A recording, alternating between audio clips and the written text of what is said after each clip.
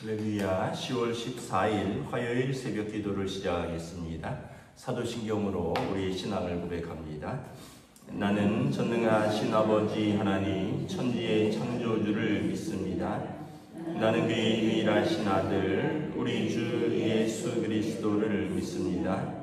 그는 성령으로 잉태되어 동정녀 마리아에게서 나시고 본디오 빌라도에게 고난을 받아 십자가에 못 박혀 죽으시고 장사된 지 사흘 만에 죽은 자 가운데서 다시 살아나셨으며 하늘에 오르시어 전능하신 아버지 하나님 우편에 앉아 계시다가 거기로부터 살아있는 자와 죽은 자를 심판하러 오십니다.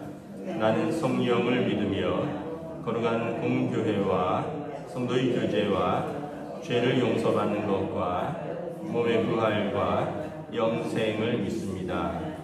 아멘. 찬송가 312장 찬양하시겠습니다. 312장입니다.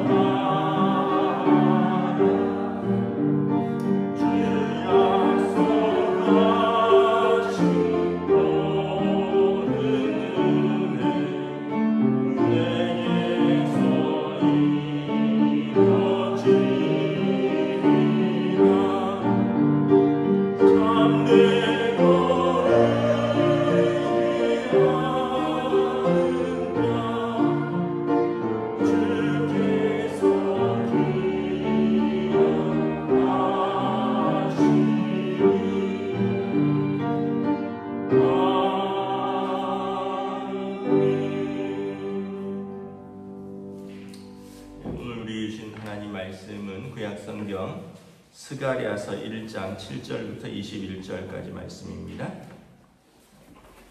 스가랴서 1장 7절부터 21절까지 말씀입니다.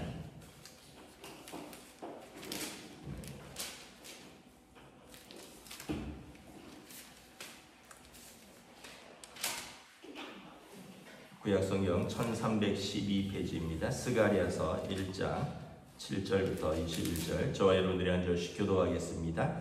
다리오 왕 제2년 11째 달 곧 스바돌 24일에 이또의 손자 베레가의 아들 선지자 스가랴에게 여호와의 말씀이 임하니라.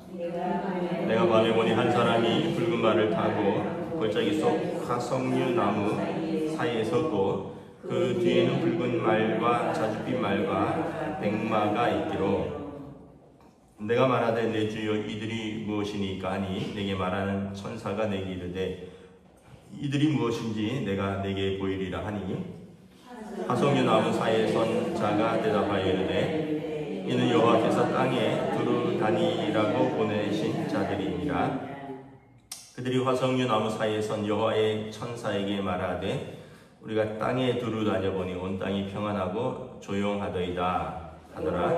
여호와의 천사가 대답하여 이르되 만군의 여호와여, 여호와께서 언제까지 예루살렘과 유다 성읍들을 불쌍히 여기지 아니하시려 하나이까? 이를 노하신 지 70년이 되었나이다 하매 여호와께서 내게 말하는 천사에게 선한 말씀, 위로하는 말씀으로 대답하시더라. 내게 말하는 천사가 내게 이르되 너는 외쳐 이르기를 만군의 여호와의 말씀에 내가 예루살렘을 위하여 시온을 위하여 크게 질투하여 아니란 여러 나라들 때문에 심히 진노하나니 나는 조금 노하여 그들은 힘을 내어 고난을 더하였음이러라. 그러므로 여호와가 이처럼 말하노라. 내가 불쌍히 여김으로 예루살렘에 돌아왔은즉 내 집이 그 가운데 건축되리니 예루살렘에 목줄이 쳐지리라. 만군의 여호와의 말이니라. 그가 다시 외쳐 이르기를 만군의 여호와의 말씀에 나의 성읍들이 넘치도록 다시 풍부할 것이라. 여호와가 다시 시온을 위로하며 다시 예루살렘을 택하리라 하라 하니라. 내가 눈을 들어본즉 내게 뿔이 보이기로 이에 내게 말하는 천사에게 묻되 이들이 무엇이나이까 하니 내게 대답하되 이들은 유다와 이스라엘과 예루살렘을 흩뜨린 뿔이니라. 그때 여호와께서 대장장이 4명을 내게 보이시기로 함께 읽습니다. 내가 말하되 그들이 무엇하러 왔나이까 하니 대답하여 이르시되 그 뿔들이 유다를 흩뜨려서 사람들이 능히 머리를 들지 못하게 하였니 이 대장장이들이 와서 그것들을 두렵게 하고 이전의 뿔들을 들어 유다 땅을 흩뜨린 여러 나라의 뿔들을 떨어뜨리려 하느니라 하시더라. 아멘. 할렐루야. 오늘도 새날을 주셨습니다. 주님께서 은혜와 평강으로 함께하여 주시기를 축복합니다. 스가랴 선지자는 포로기 이후 선지자라고 말씀을 드렸습니다. 포로 이후에 돌아와서 스룹바벨이라는 제사장이 1차 귀환을 했죠. 페르시아의 고레스 왕 때 5만 명을 데리고 귀환을 해서 성전을 건축합니다. 그래서 2년 동안 나무로 기초를 세우는데 그치고 그리고 이제 공사가 16년 동안 중단이 됩니다.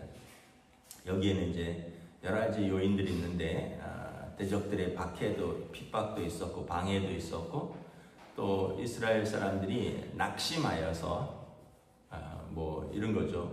이렇게 황폐한 땅에 우리도 집이 없는데 뭐 성전을 뭐 지어서 뭐 하느냐, 내지는 또 하나는 이 사람들이 70년 동안 이스라엘에서 떠나서 포로로 가 있었기 때문에 이제 그 하나님을 사모하는 마음은 있지만 성전을 짓고자 하는 열망이 생각보다 크지 않았던 그런 것도 있었고요. 근데 어쨌든 외적인 방해와 내적인 그런 갈등 속에서 이 성전이 나무로 기초만 올라가고 16년 동안 짓지 못하던 차에 스가랴 선지자에게 하나님의 말씀이 임합니다. 스가랴 선지자가 이스라엘에게 선포한 하나님의 말씀의 핵심은 성전을 완공하라라는 격려고요. 두 번째는 너희의 삶을 하나님 앞에서 완공하라는 거예요. 눈에 보이는 성전도 완공하고 너희의 삶도 하나님 앞에서 회복해라. 그러면 하나님께서 언약 가운데 너희를 회복시키시리라. 그러니까 메시지는 단순합니다. 하나님을 예배할 성전을 완공하고 너희의 삶을 거룩하게 하나님 앞에 드리라는 것이죠. 오늘 이제 7절은 이제 한 환상을 봅니다. 이제 스가랴 선지자가 환상을 보는데 어떤 화석류 나무 사이에 보니까 한 사람이 붉은 말을 타고 이렇게 서 있습니다. 뭐 골짜기 속 화석류 나무 사이에 서 있다. 근데 이제 이거를 제가 성서 주석에 보니까 아마 기드온 골짜기라고 묘사를 하더라고요. 기드온 골짜기에서 기드온이 그쪽에 아마 그런 나무들이 많은가 봐요. 그리고 그 앞에 다른 말들이 있어요. 붉은 말과 자줏빛 말과 백마가 서 있습니다. 그러니까 이제 어떤 형태냐 하면 앞에 지휘관이 말을 타고 서 있고 그 앞에 다른 말들이 색깔이 다른 말들이 딱 도열해 있는 그런 형태입니다. 그러니까 뭔가를 보고하러 온, 그리고 앞에 서 있는 붉은 말을 탄 사람은 보고를 받는 그런 자리에 있는 거죠. 그 스가랴가 환상을 보니까 묻습니다. 내 주여 이들이 무엇이니까? 그랬더니 이 앞에 붉은 말을 탄 사람은 천사예요. 하나님 보내신 천사. 10절에 화석류 나무 사이에 선자가 대답하여 이르되 이는 여호와께서 땅에 두루 다니라고 보내신 자들이다. 그러니까 이 땅을 감찰하고 그 결과를 보고하러 이제 보내신 하나님의 그 사자들이라는 거죠. 이제 그걸 보고받는 거예요. 그래서 그들 붉은 말과 자줏빛 말과 백마가 있는데 이제 묻습니다. 땅이 두루 다녀보니까 어떠느냐? 그랬더니 11절에 온 땅이 평안하고 조용하더이다. 이 말은 좋은 징조가 아니에요. 왜냐하면 21절에 보면 천사가 이렇게 대답합니다. 만군의 여호와여 언제까지 예루살렘과 유다 성읍들을 불쌍히 여기지 아니하셨나이까? 이를 노하신 지 70년이 되었나이다. 그러니까 탄식을 하죠. 여호와여 언제까지 예루살렘과 유다 성읍들을 불쌍히 여기지 아니하시려나이까? 그러니까 땅이 평안한데 왜 탄식할까? 그 얘기는 어떤 의미냐면 다리오 왕이 즉위하고 바사에 큰 어떤 어려움이 있었습니다. 나라가 혼란스럽고 분쟁이 생겼어요. 그래서 이 바사는 페르시아라 그랬죠. 지금 이란입니다. 이스라엘을 포로로 잡고 있었던 주된 국가입니다. 그 앞서서 이제 물론 고레스 왕이라든가 이런 사람들이 예루살렘으로 돌아가라고 허용을 했지만 이 나라가 망해야지 완전히 포로에서 해방되는 겁니다. 그래서 그 바사 제국이 어려움이 생기고 문제가 생기고 혼란스러웠기 때문에 이제 여기도 망하는구나. 그럼 이제 우리가 자유롭게 되는구나. 이렇게 생각을 하고 기대했는데 그 온 땅을 다닌 자들의 보고는 평안하고 조용하더이다. 그게 다 잠잠해졌다는 거예요. 그러니까 바사 제국이 다시 강력하게 섰다라는 의미예요. 그러면은 이스라엘이 다시 완전히 해방될 가능성은 없어지는 거죠. 그러니까 12절에 여호와여 언제까지 예루살렘과 유다 성읍들을 불쌍히 여기지 아니하시렵니까? 우리가 포로로 잡힌 지 70년이 되었나이다. 이런 고백인 거예요. 그런데 하나님께서 그렇게 탄식하는 천사에게 선한 말씀, 위로하는 말씀으로 대답을 하십니다. 14절에 보면 내가 예루살렘을 위하여 시온을 위하여 크게 질투하리라. 이 질투하리라는 말은 하나님의 사랑을 의미합니다. 하나님은 질투하시는 하나님이시잖아요. 그래서 그들을 위한 하나님의 크신 사랑이 있다는 거예요.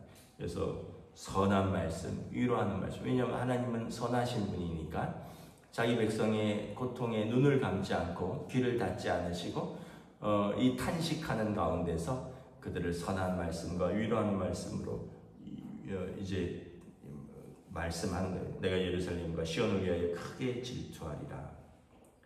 그 안일한 여러 나라들 때문에 심히 진노하나니 나는 조금 노하였거든. 그들은 힘을 내어 고난을 더하였습니다.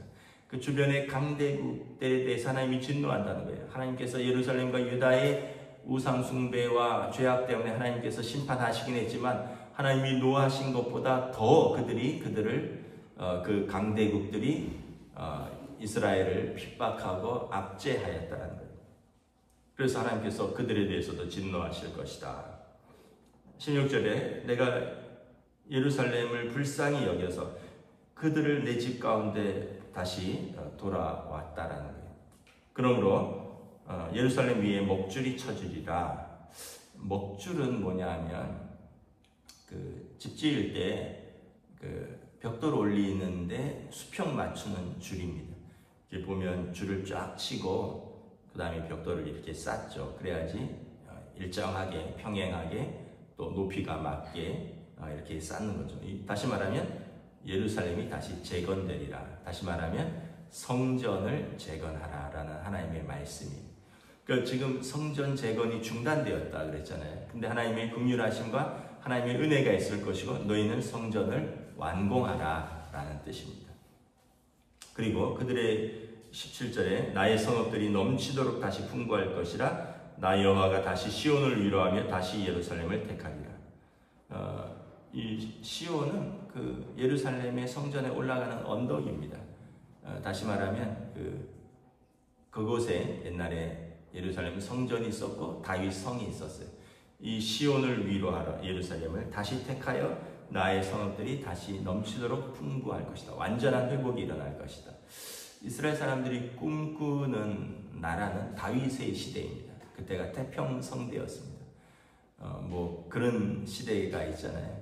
뭐 예를 들면 중국에는 요순 시대라고 요나라 요왕 요순 그 황제들이 있을 때 그렇게 태평하고 그리고 그렇게 좋았다. 뭐 그래서 중국에는 요순 시대, 이스라엘은 다윗 시대입니다. 다윗 시대. 뭐 우리나라는 뭐 잘은 모르겠지만 아마 세종대왕 시대에 이렇게 문화가 왕성하고 또 이렇게 왕이 어지니까 평안하였다 그러더라고요. 그러니까 어지러운 것은 이제 이 지도자가 어질고 선할 때 그 시대가 이렇게 평안한 거예요. 지금 여러분 미국이 난리도 아니에요. 거의 국지전이 일어나기 직전입니다. 텍사스 주 방위군이 시카고에 투입됐어요. 왜냐하면 일리노이주의 그 시카고에 거기에다가 그 주 방위군을 투입하려니까 판사가 위법하다 하지 마라 그랬더니 텍사스 주 방위군을 그 시카고에 투입을 한 거예요. 그리고 거기서 이민 단속 세관국이 트럼프 대통령이 그랬대요. 올해 안에 100만 명을 추방한다. 하루에 3,000명씩 잡아들여라. 아예 3,000명이란 숫자를 줬대요. 그러니까 우리나라도 조지아주에서 그때 뭐 400 몇십 명이 잡히고 한국 사람이 300명이 잡힌 게 쿼터를 준 거예요. 하루에 3,000명씩 잡아서 365일이니까 1년에 100만 명을 추방하겠다. 그러고는 뭐 공장, 유람선 막 급습을 해갖고 조그만 하자라도 있으면 그냥 다 추방하고 체포하고 그러니까 이제 막 난리가 나는 거죠. 다시 말하면 우리로 말하면 그런 거예요. 경상도의 계엄군을 전라도에 투입하고 왜냐하면 그쪽 전라도에서는 우리는 계엄군 투입 안 한다 이러니까 뭐 그런 식이에요.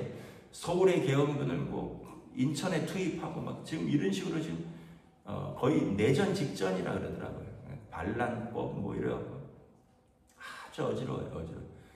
미국에서 뭐 제가 그쪽에서 뭐 사역하고 있는 동기들도 있고 또 뭐 이렇게 잠깐 들어와 있는 사람들도 있고 얘기 들어보니까 야, 이 4년을 어떻게 버티냐. 지금 나라가 엉망이래요. 엉망. 나라도 그렇고 뭐 경제도 그렇고 뭐 관세를 서로 엄청 매겨갖고 물가가 엄청 오르고 또 뭐 하여간 그렇대요. 어지럽대요. 그러니까 이게 여러분 우리가 주권은 하나님께 있다라는 것을 이렇게 보여줍니다. 하나님께서 평안한 것 같으나 하나님께서 흩으시면 흩으시는 거고요. 또 어지러운 것 같으나 하나님께서 다시 평안을 주시면 평안을 주시는 거예요. 18절에 내가 눈을 들어본 즉 4개의 뿔들이 보입니다. 그래서 아까 그 천사에게 묻습니다. 이 4개의 뿔들이 뭡니까? 그랬더니 이들은 유다와 이스라엘과 예루살렘을 흩뜨린 뿔들입니다. 그러니까 예루살렘과 유다를 이제 흩뜨린 뿔들은 많았죠. 앞에 이집트도 있었고요. 또 아시리아도 있었고 바벨론도 있었고 지금은 페르시아입니다. 그러니까 그때 여호와께서 대장장이 4명을 또 보여주세요. 대장장이는 뭡니까? 망치를 들고 그 쇠를 두드리는 사람들이잖아요. 이 사람들이 뭐냐 했더니 유다를 흩뜨린 이 뿔들을 깨뜨리는 자들이다. 그 망치를 들고 와서 그 뿔들을 두드려서 그들을 떨어뜨릴 것이다. 그러니까 역사 속에서 하나님의 주권이 관여된다는 거죠. 이집트, 아시리아, 바벨론, 페르시아 이런 나라들은 또 나중에 또 하나님이 쓰시는 망치가 있어요. 페르시아, 이 나라들이 그리스에 의해서, 헬라에 의해서 완전히 또 뿔들이 떨어집니다.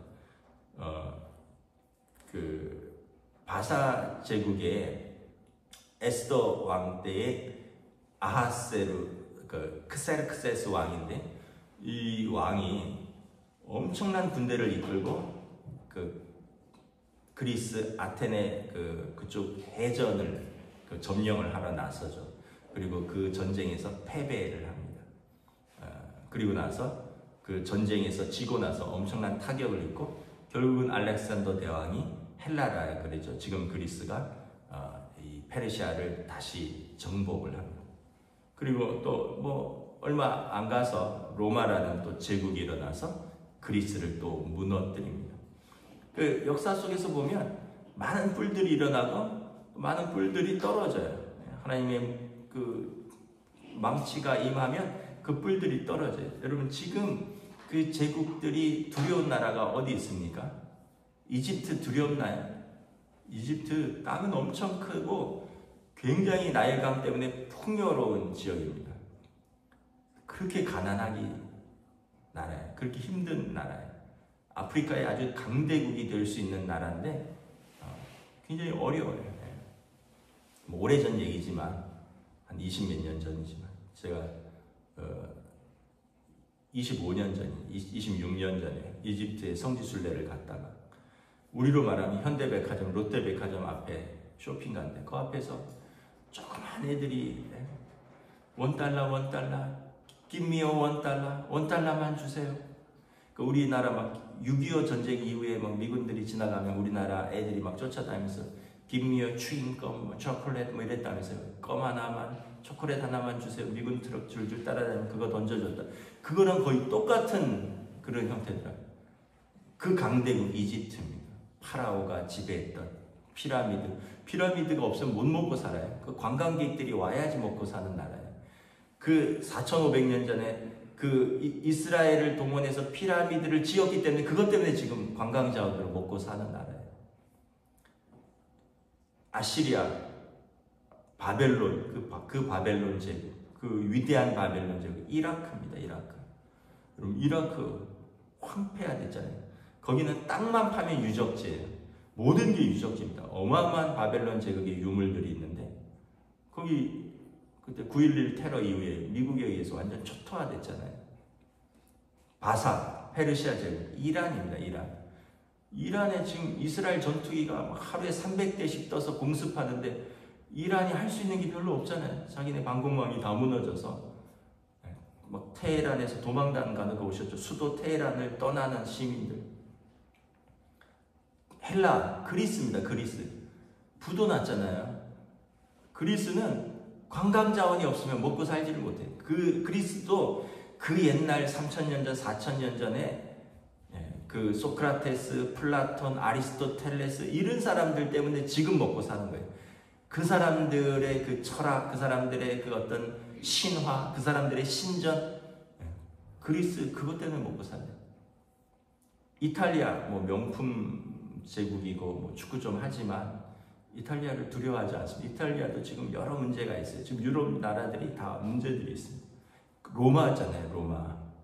그러니까 여러분 이게 역사는 그 한때 뿔들이 일어나지만 하나님께서 공의로 다스리시면 그 뿔들은 언제든지 떨어지는 거예요.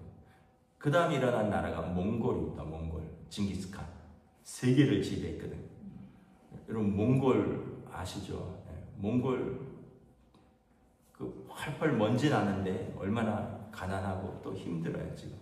몽골 대통령이 우리나라한테 좀 지원 좀 해달라고, 우리랑 좀 경제 협력 좀 하자고. 지금은 일어난 나라들이 뭐 옛날에 러시아, 중국인데 러시아도 소비에트 연합이 해체됐잖아요. 러시아도 이번에 우크라이나 전쟁이 끝나고 나면 아마 굉장히 어려워질 겁니다. 이제 뭐 중국과 미국인데 미국은 그 세계의 맏형 노릇을 잃었습니다. 왜냐하면 그 미국이 가진 관대함, 여유로움, 너그러움, 그리고 공정함 이런 것들이 있었는데 지금 미국 자기 밥그릇 챙기기 바쁜 거예요. 야, 동맹이고 뭐고 없어. 일본 니네 5,500달러 내놔. 5,500억 달러. 니네 한국 3,500억 달러 내놔. 3,500억 달러는 우리나라 외환 보유고의 82%입니다. 그거를 선불로 달래요. 그게 무슨 동맹이 그래요. 동맹이라는 것은 친구라는 얘기거든요. 친구한테 네 가진 거에 82% 돈으로 내놓으라는 거예요. 그래야지 우리랑 장사할 수 있어. 뭐 이런 식이에요. 그래서 지금 유럽과 지금 동맹국들이 깊은 상처를 입었어요. 옛날에 미국이 아닌 거죠. 너그러운 미국, 관대한 미국, 베푸는 미국, 그리고 무슨 큰 형 같은 미국이 아니에요. 지금은 쉽게 얘기하면 쫌생이 부자 같은 그런 자기들 거를 더 챙기기 위해서 뭐 친구도 뭐고 오랜 친구도 뭐고 하나도 없는 그런 식이에요. 중국과 미국이 지금 양국의 초강대국으로서 지금 대립을 하고 있는데 하나님께서 망치를 들면 그 뿔들은 어떻게 될지 모르는 거죠. 지금 그럴 뿐이지 역사 속에서 나중에 로마처럼, 나중에 헬라처럼, 나중에 바벨론처럼 어떤 나라가 일어나고 어떤 나라가 무너질지 모르는 거죠. 지금 하나님께서 이걸 보여주시는 거예요. 예루살렘이, 시온이 너무 낙심하지 말아라. 하나님께서 선한 말로 또 위로하는 말씀으로 대답을 하십니다. 말씀을 마치겠습니다. 하나님께서는 하나님의 백성에 대한 선하게, 우리를 선하게 위로하시기를 원하십니다. 우리가 하나님께로 돌아오기로만 하면 하나님께서 우리에게로 돌아오십니다. 3절 말씀의 핵심입니다. 너희는 내게로 돌아오라. 만군의 여호와의 말이니라. 그리하면 내가 너희에게로 돌아오리라. 탕자가 아버지께로 돌아오기만 하면 그의 문제가 모든 문제가 해결되듯이 이스라엘은 하나님께로만 돌아오기만 하면 그들은 하나님의 백성이니 모든 것이 해결되는 것입니다. 우리가 하나님께로 우리 삶의 모든 문제는 하나님께로 돌아가면 해결된다. 기도하겠습니다. 하나님의 은혜를 감사합니다. 오늘 주신 말씀 속에서 참으로 그 강대국들이 무너져야 예루살렘에 평화가 온다고 믿었는데 그 나라들이 평안하고 화평하다니 이스라엘은 다시 낙심합니다. 여호와여 여호와여 언제까지 나이까 언제까지 우리를 불쌍히 여기지 아니하시나이까 70년이 되었나이다. 그러나 하나님의 질투하시는 사랑으로 자기 백성을 긍휼히 여길 것이고 자기 백성을 선하게 대하실 것이고 자기 백성에게 위로의 말씀을 더하실 것이고 예루살렘에 다시 목줄이 쳐지고 다시 성전이 재건되며 그 땅에 넘치는 풍성함으로 하나님께서 은혜를 베푸실 것이라 말씀하십니다. 그리고 자기 백성을 괴롭게 하였던 그 뿔들, 하나님의 진노를 넘어서는 과도한 횡포와 폭력과 압제로 자기 백성을 괴롭힌 그 뿔들은 대장장에 의해서 꺾이고 그 뿔들이 빠질 것이다. 하나님의 말씀이니라. 오늘 우리의 삶 속에서 우리가 공의의 하나님께서, 사랑의 하나님께서 우리가 하나님께로 돌아가기만 하면 그 백성을 긍휼히 여기시고 은혜를 베푸시며 자기 백성을 압제하는 악한 자들, 마음에 하나님이 없다 하며 자기 마음대로 사는 악한 자들은 하나님께서 그 뿔들을 꺾으시리라 말씀하십니다. 그러므로 오늘 우리는 다시 하나님께로 돌아가는, 다시 하나님께 우리의 마음을 쏟는, 그리고 다시 하나님 앞에 예배자로 설 수 있는 주의 백성들로 인도하여 주시옵소서. 감사를 드리오며 우리 주 예수 그리스도 이름으로 기도드리옵나이다. 아멘. 하늘에 계신 우리 아버지, 아버지의 이름을 거룩하게 하시며 아버지의 나라가 오게 하시며 아버지의 뜻이 하늘에서와 같이 땅에서도 이루어지게 하소서. 오늘 우리에게 일용할 양식을 주시고 우리가 우리에게 잘못한 사람을 용서하여 준 것 같이 우리 죄를 용서하여 주시고 우리를 시험에 빠지지 않게 하시고 악에서 구하소서. 나라와 권능과 영광이 영원히 아버지의 것입니다. 아멘.